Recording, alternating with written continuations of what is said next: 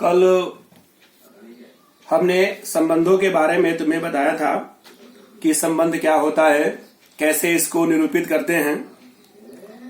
उसी के संदर्भ में आगे हम लोग आज पढ़ेंगे वेरियस टाइप्स ऑफ रिलेशन, विभिन्न प्रकार के संबंध। विभिन्न प्रकार के संबंधों में सबसे पहला नंबर आता है रिक्त संबंध, एम्प्टी रिलेशन। एम्प्टी रिलेशन का मतलब ये है कि एम्प्टी रिलेशन का मतलब है कि सेट ए क्रॉस ए में केवल कोई एलिमेंट आर के द्वारा डिफाइंड न हो। जैसे अगर हम ए एग्जाम्पल लिख देते हैं, ए इजकल टू 1 2 3, तो इससे जो एम्प्टी संबंध बनेंगे उसको हम जरा इस तरीके से लिख देते हैं। तब तुम देखो, A B such that A minus B equal to 6। मतलब ए क्रॉस ए का कोई भी दो एलिमेंट ऐसा नहीं होगा जिसका डिफरेंस क्या हो, 6 हो।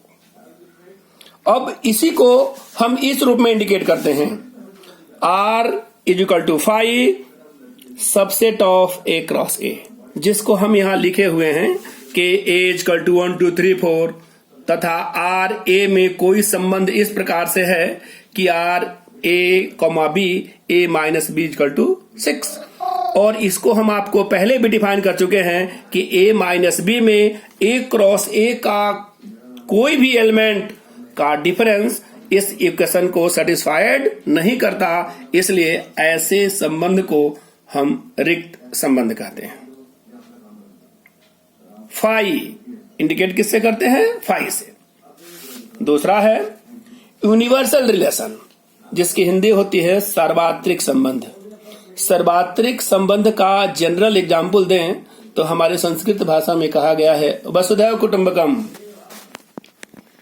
पूरे संसार को यदि हम एक ही संबंध में बांधे तो वह वसुधैव कुटुंबकम को भी परिभाषित करता है, जो हमारे यूनिवर्सल रिलेशन को करता है।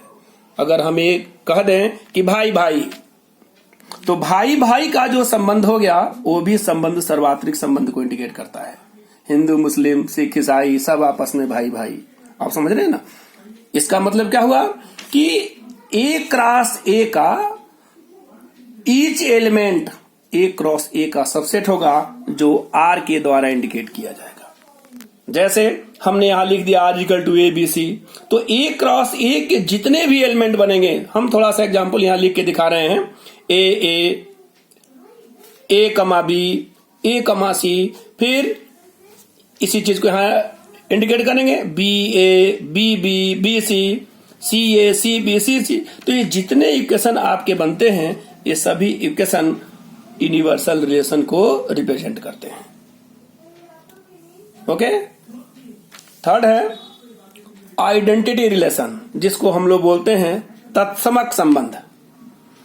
तत्समक संबंध के लिए कंडीशन है कि दोनों डोमेन और परास दोनों का एलिमेंट सेम होना चाहिए।